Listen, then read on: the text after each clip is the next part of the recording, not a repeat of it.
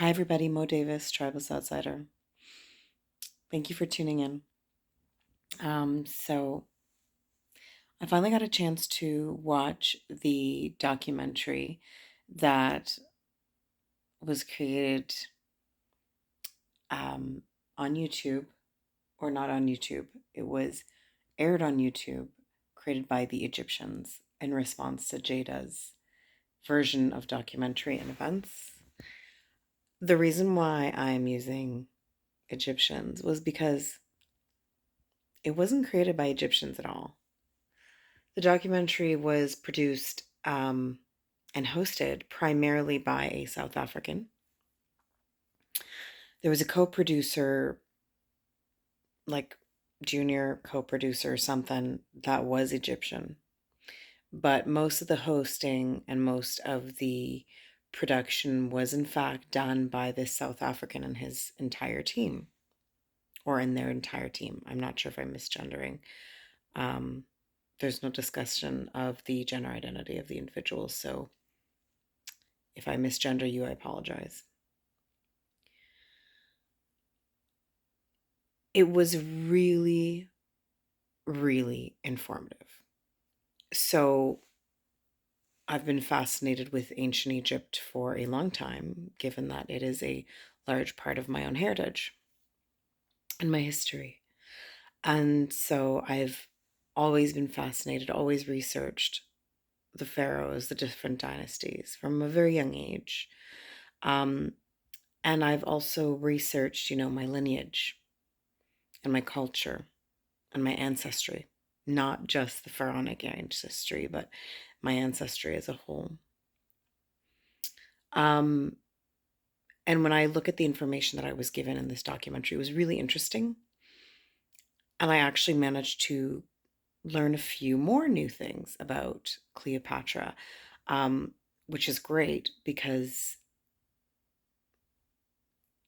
I mean, I'm not an archaeologist, I'm not an Egyptologist, but researching these things as a hobby has been highly important to me, especially after this discussion arose. Um, it was really interesting for me to know aspects about, for example, Mark Antony and Cleopatra's relationships, um, details about Octavian and Caesar that I wasn't fully aware of. Um, what I really appreciated was the different Egyptologists expressing their opinions, expressing their thoughts, talking about, you know, what they have discovered in their own research, what the conclusions were from the different other researches, what historians believe, um, and according to their own expertise. So it was straight from their mouths.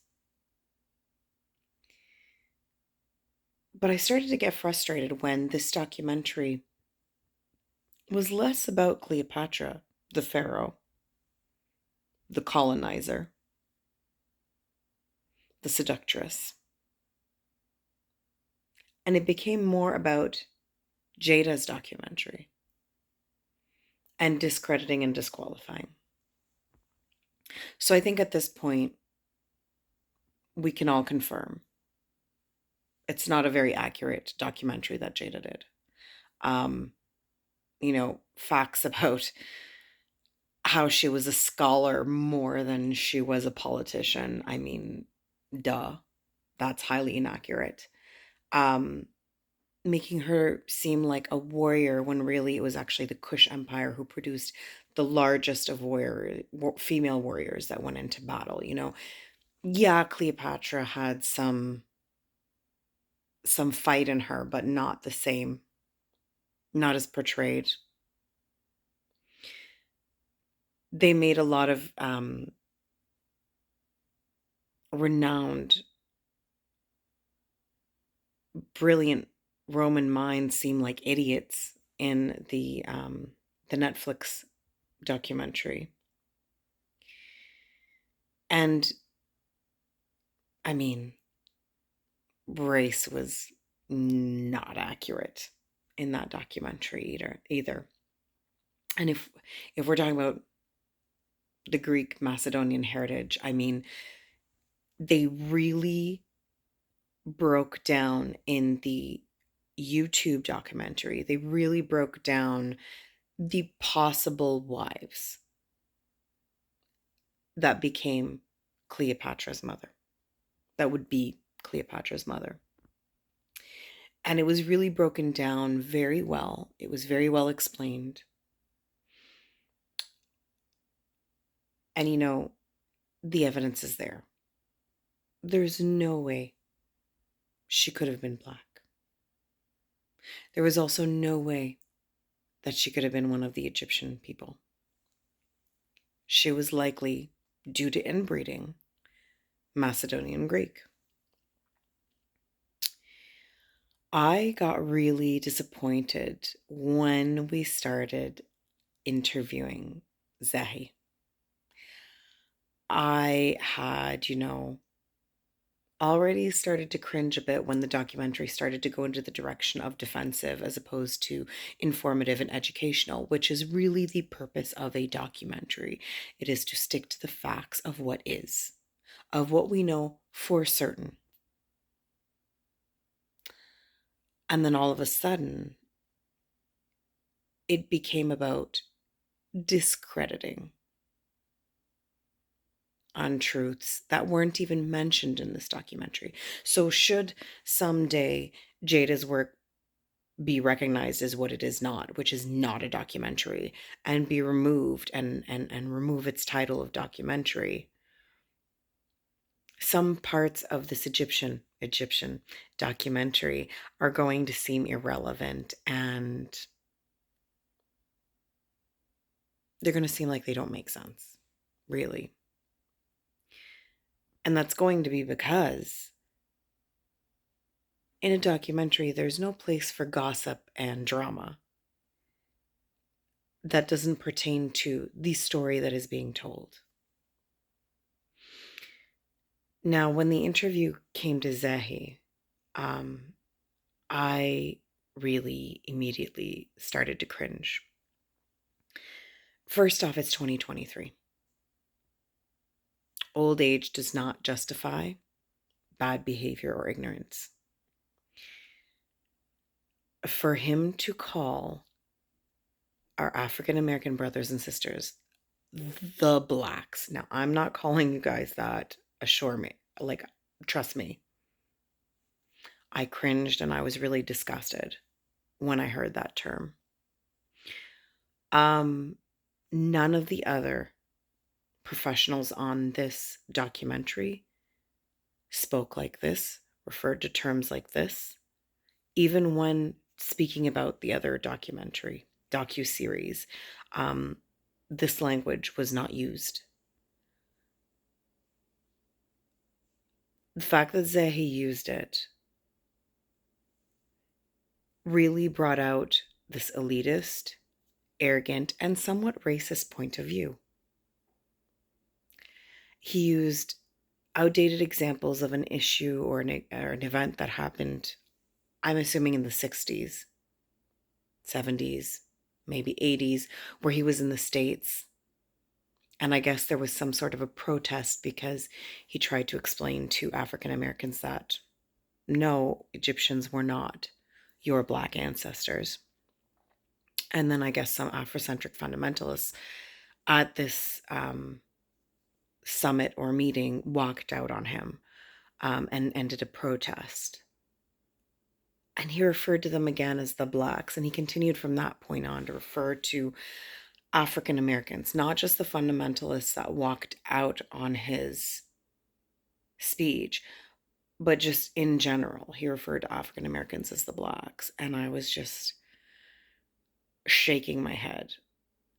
And the look on the face of the host, who is a white South African, was just nauseating to me. It was really, really nauseating to me. And then to further prove his point, in a later scene of him excavating an area, he finds a statue, an alabaster statuette about this big of Cleopatra's face. He says, "See, there's no way Cleopatra was black. See, she's white. They used a white stone. Zahi, you're aware that there were also onyx and black stone statues of Cleopatra, correct?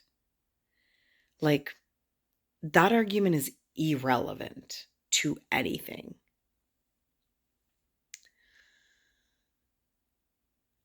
I found it really irresponsible that we're claiming that this is an Egyptian documentary when it is not at all. I think it was at the end of the documentary with the credits or in the beginning of this documentary, where the host and producer says, like, anytime I create anything about Egypt, I make sure that the Egyptians, approve of what I put out there. That means that this documentary is not Egyptian, that it may have a stamp of approval by Egyptians, but it's still not Egyptian. And it brings me to the question of, do we not have creators and producers of like the most brilliant caliber like in Egypt that are capable of doing this? Because I know they're there.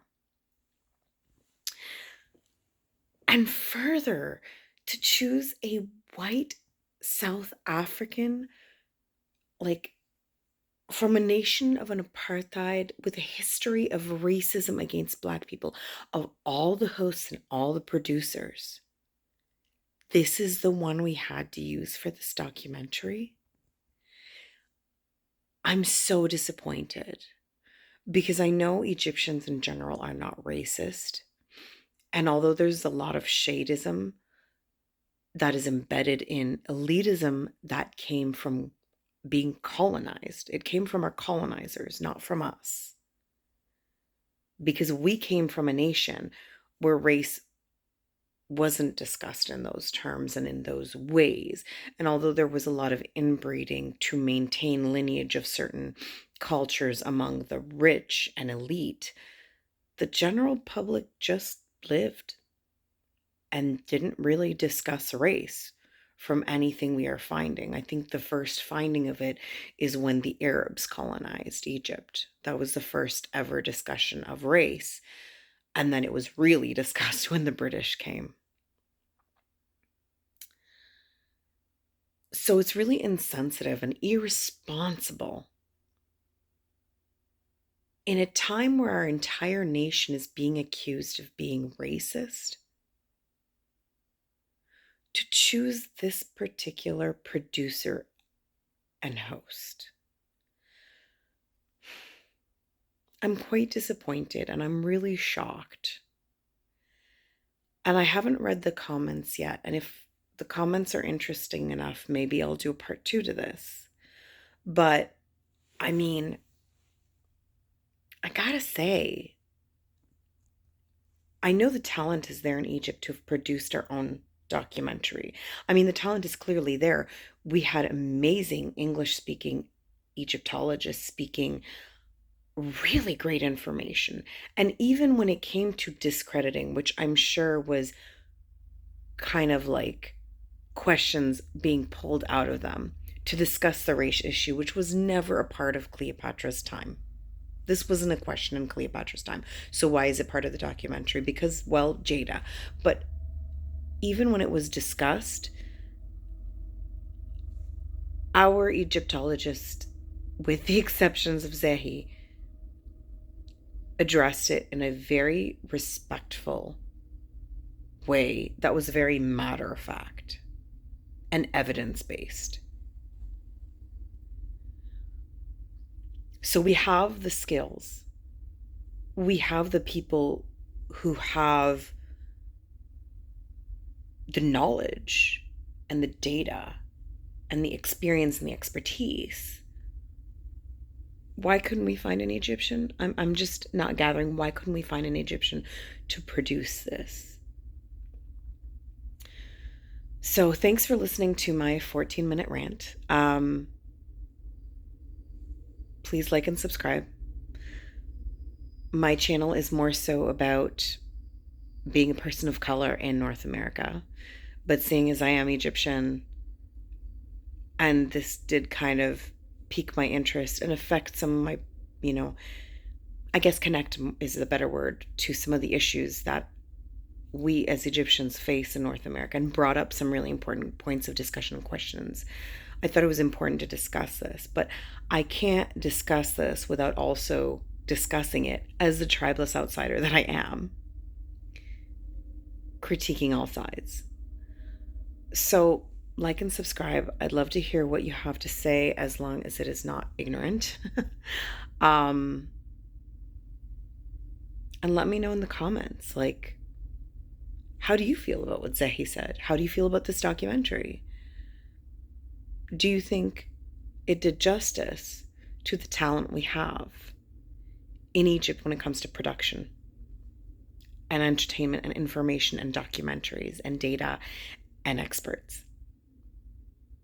Let me know.